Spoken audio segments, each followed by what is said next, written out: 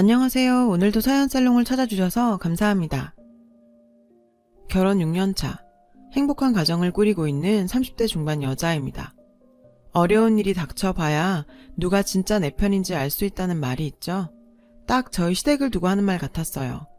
고교 졸업을 앞두고 대학 진학을 위한 상담은 제 인생의 가장 큰 고민을 던져줬어요. 원하는 학교에 들어가기 위한 점수가 부족했냐고요? 아니요. 다행히도 수능 성적은 제가 원하던 학교 학과에 들어가기에 충분했어요. 제 걱정은 바로 저희 아빠였는데요. 저희 부모님께서는 제가 아주 어릴 때 이혼하셨고 아빠는 저를 홀로 키우셨어요. 사실 제가 워낙 어릴 때 이혼하셔서 엄마에 대한 기억은 전혀 없었고 늘 제 인생은 아빠와 함께 했는데요. 아빠는 엄마의 부재를 미안해 하셨죠. 하지만 저는 아빠의 존재만으로도 전혀 부족함을 느끼지 않고 학창시절을 보내게 되었어요. 집안 사정이 넉넉하지도 않았지만 행복했어요. 싱글파파로 저에게 평생 헌신한 그런 아빠를 두고 서울로 대학을 간다는 게 내키지 않아서 전액 장학금을 받을 수 있는 지역의 대학을 생각하고 있었습니다. 아빠는 뜬금없이 저한테 밥 먹으러 가자며 고급 갈비집으로 데리고 갔어요. 그곳에서 아빠와 처음으로 대학 진학에 대해 이야기하게 되었어요.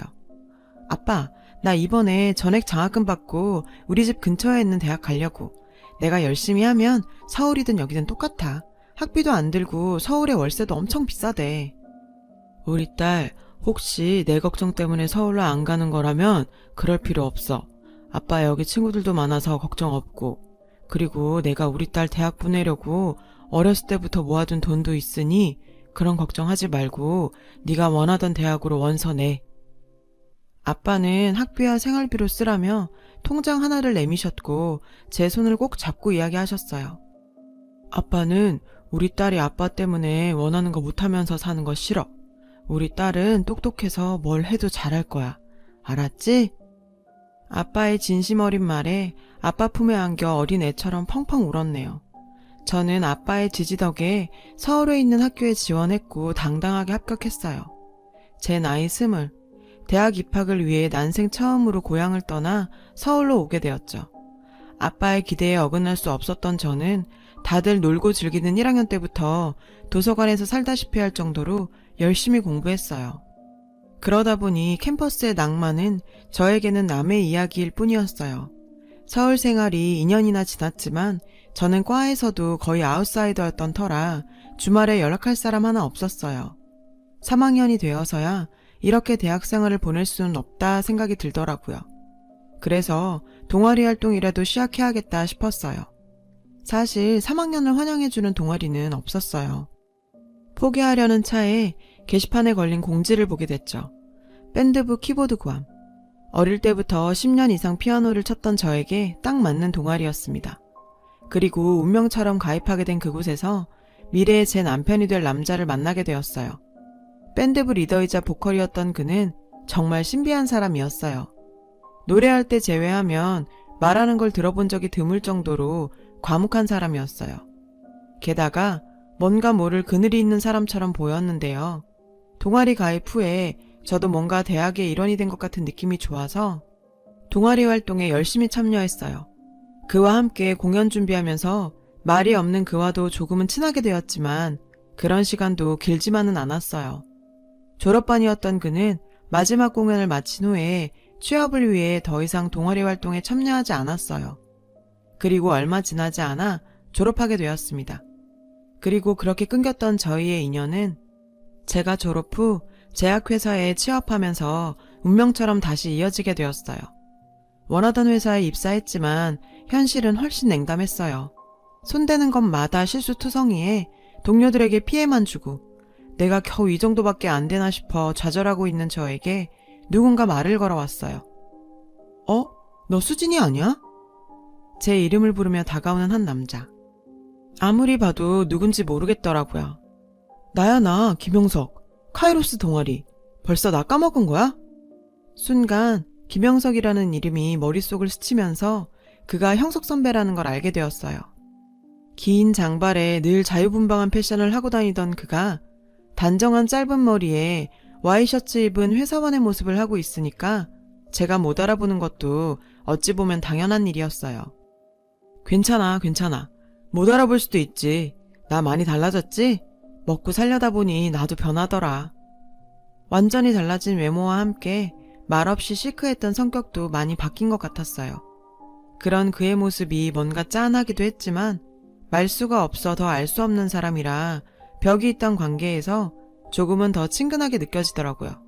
그리고 그는 저에게 정말 놀라운 사실 하나를 알려줬어요.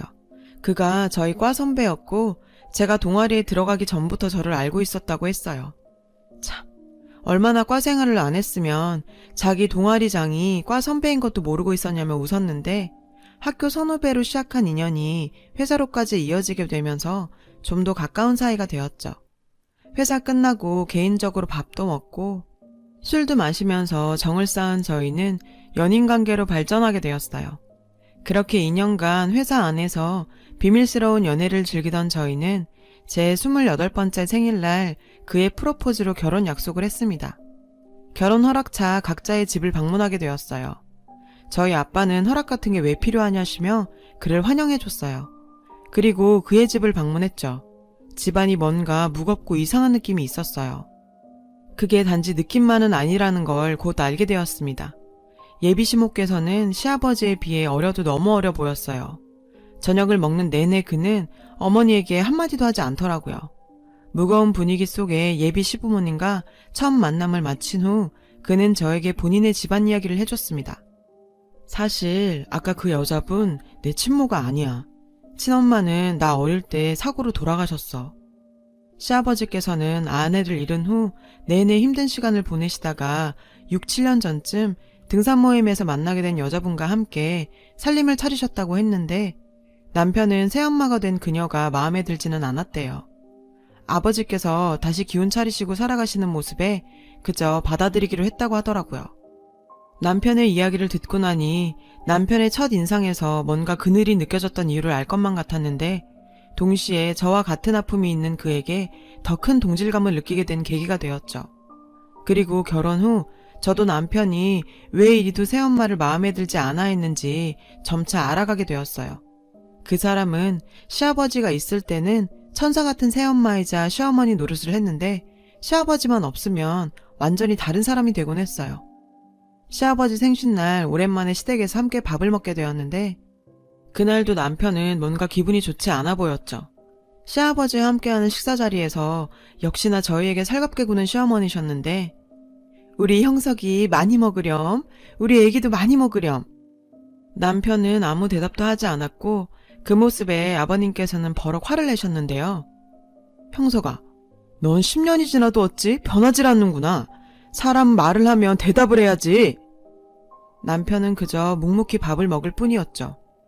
여보, 괜찮아요. 애 혼내지 마세요. 억지로 그게 되겠어요? 10년이 안 되면 20년 노력하면 되죠. 역시나 시아버지 앞에서는 그저 천사표 시어머니시더라고요. 화가 나신 아버님께서는 주방을 나가버리셨는데요. 그때부터 시어머니의 완벽히 다른 얼굴이 드러났어요. 얘야, 넌 네 남편이 그런다고 너까지 대답을 안 하니? 네 남편이 나 개무시한다고 너도 나 무시하는 거야? 그래? 아버지의 행복을 위해 지금도 꾹 참고 있는 남편은 마치 늘 당하던 것인 양 흘려들었어요. 남편의 그런 모습에 시어머니의 불똥은 늘 저로 향하게 되었어요. 결혼 2년 만에 아이를 가진 저는 출산을 위해 휴직을 하게 되었습니다. 그때부터 시어머니의 괴롭힘이 시작되었죠. 변호사셨던 시아버지는 늘 재판 준비로 바쁘셨던 터라 집에는 시어머니만 계셨고 이런저런 핑계를 대가면서 저를 집으로 불러들이더라고요. 얘야, 너는 여자애가 돼서 김치도 하나 못 담그니? 친정엄마가 없으니 이런 거 하나도 못 배웠지. 아니 어머님, 아무리 그래도 말씀이 좀... 뭐라고? 너 시애미한테 대드는 거니? 지금 나 무시하는 거니? 일부러 저에게 시비 걸듯 공격하는 시어머니는 무슨 말만 하면 자기를 무시하는 거냐며 소리치셨어요. 그런 일이 있고 나면 도대체 시아버지께 어떻게 말했는지 몰라도 시아버지의 꾸지람이 이어졌는데요. 애기야, 아무리 그래도 네 시애미다. 너도 지킬 건 지켜다오. 시아버지의 호통 앞에 저는 그저 시어머니께 사과드릴 수밖에 없었죠. 시어머니는 시아버지 뒤에 숨어서 저를 보며 조소를 날리고 있었고요. 그 모습에 정말 스트레스가 날로 쌓여만 갔고 극심한 스트레스로 인해 뱃속의 아기까지 위험한 상황에 놓이게 되었어요. 뒤늦게 상황을 알게 된 남편은 자신이 전부 해결하겠다며 저와 함께 시어머니를 찾아갔어요. 도대체 왜 그러시는 겁니까? 왜 제 처를 자꾸 괴롭히는 겁니까? 예, 내가 언제 네 처를 괴롭혔니? 시어미가 며느리한테 일 좀 시키는 게 괴롭히는 거니? 남편은 뭔가 결심한 듯 단호하게 말했어요. 나 당신이 숨겨놓은 아들 있는 거 다 알아. 그저 아버지가 행복해 하셔서 아무 말 안 하고 넘어갔는데 내 여자까지 건드리면 나도 더 이상 안 참아.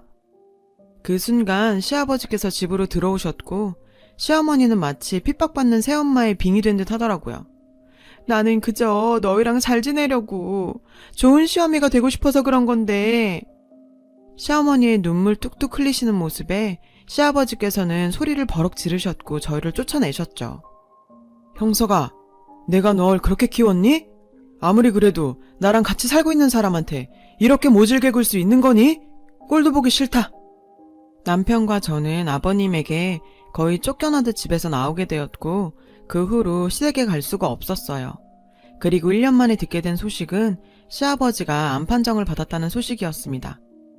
남편과 급하게 아버님 댁을 찾아갔어요. 그곳에서 충격적인 장면을 목격하게 되었습니다. 아유, 우리 현수 고생 많았다. 이제 곧 전호인네 죽으면 이 집에서 엄마랑 같이 살면 돼. 조금만 더 참으면. 집안에는 시어머니와 고등학생쯤 돼 보이는 남자아이가 웃으면서 대화하고 있었는데요. 남편이 그렇게 화가 난 모습은 정말 처음 보는 듯 했어요. 아버지가 왜 죽어? 그리고 누구 맘대로 너희가 이 집에서 살아? 남편의 갑작스러운 등장에 시어머니는 상당히 놀란 눈치였고 자기 친아들을 등 뒤로 숨기더라고요.